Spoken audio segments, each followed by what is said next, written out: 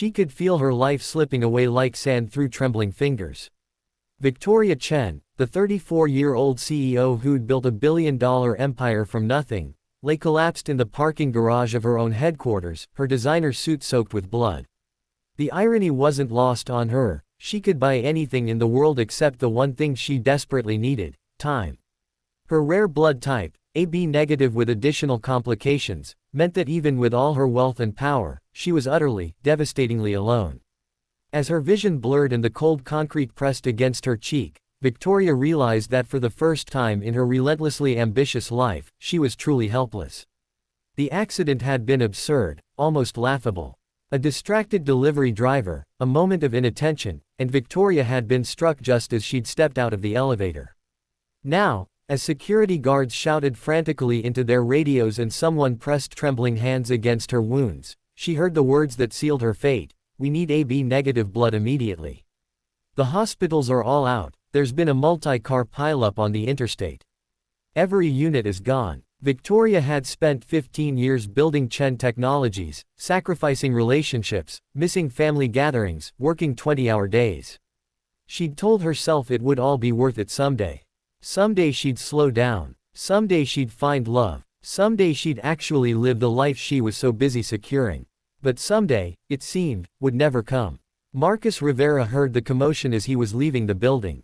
He'd just finished his shift cleaning offices on the 14th floor, a job he'd taken after his wife died 2 years ago, leaving him alone with their 5-year-old daughter, Emma. The graveyard shift paid better, and it meant he could be there when Emma got home from kindergarten.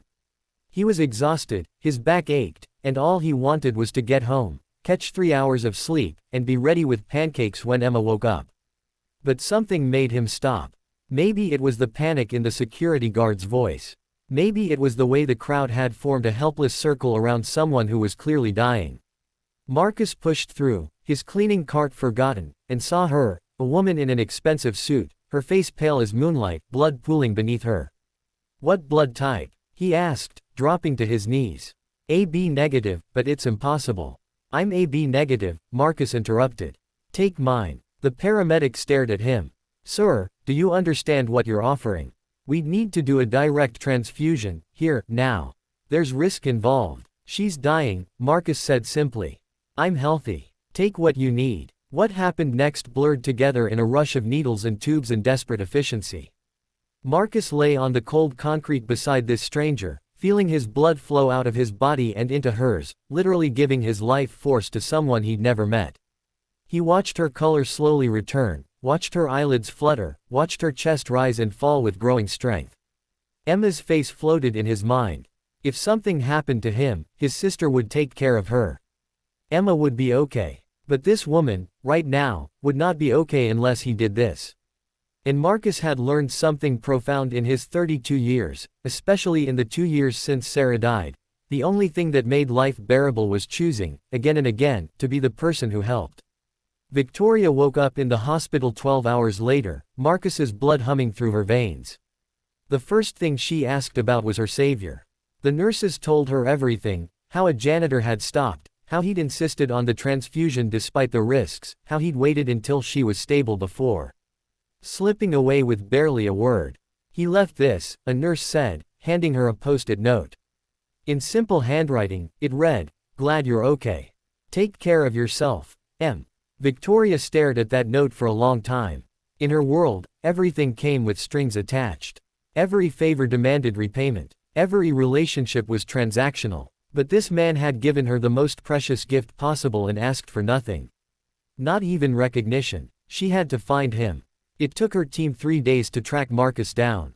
When Victoria showed up at his small apartment in Queens, Marcus answered the door in sweatpants and a faded t-shirt, flour dusting his hands. Behind him, a little girl with dark curls peeked around his legs. "You," Marcus said, eyes widening. "You're okay. Because of you." Victoria's voice caught. She'd rehearsed a speech, prepared an offer of money, bonuses, a new job, but standing there, seeing him in his element, she couldn't find any of those words. "Why did you do it?" Marcus wiped his hands on a towel. "Why wouldn't I? You didn't know me. You risked your life. You have a daughter." Victoria gestured to the little girl, who was now staring at her with open curiosity. That's exactly why, Marcus said quietly. Emma's taught me that the world is only good if we make it good. If we choose to help. My wife Sarah used to say that we're all connected, all responsible for each other. He smiled sadly. I couldn't let you die when I could do something about it.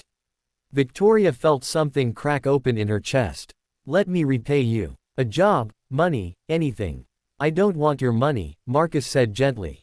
But if you really want to do something, there's a community center 3 blocks from here. It's closing because of funding. A lot of kids depend on it. After-school programs, meals, tutoring.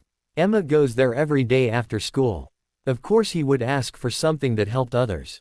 Victoria found herself smiling despite the tears threatening to spill.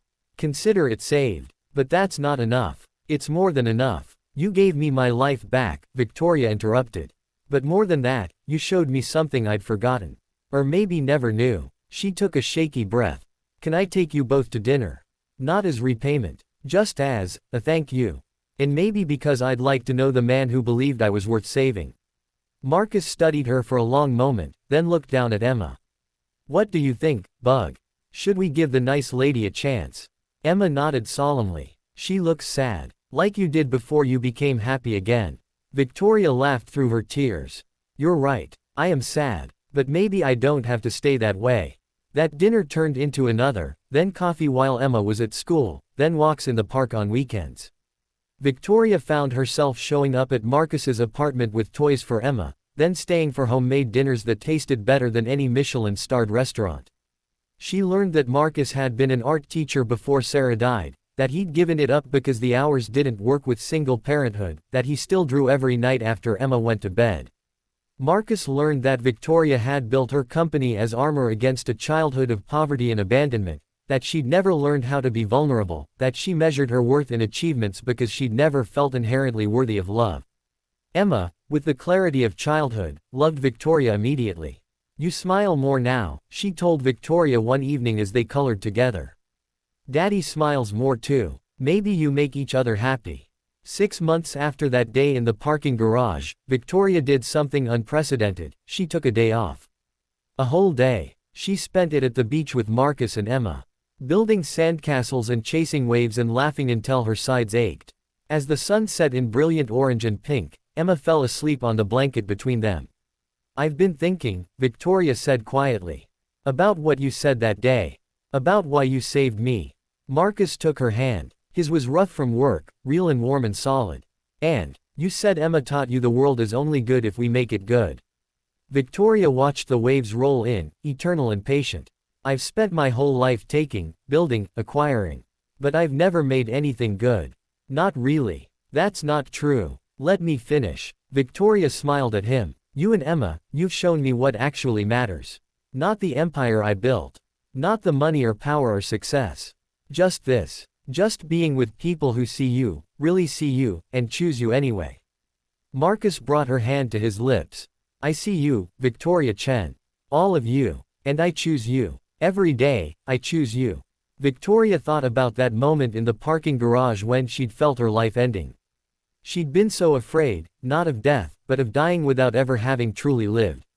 Now, with Marcus's hand in hers and Emma sleeping peacefully beside them, Victoria understood something profound. Marcus hadn't just saved her life with his blood. He'd saved her from a life half-lived, from a future of lonely achievement and hollow victories. I love you, she whispered.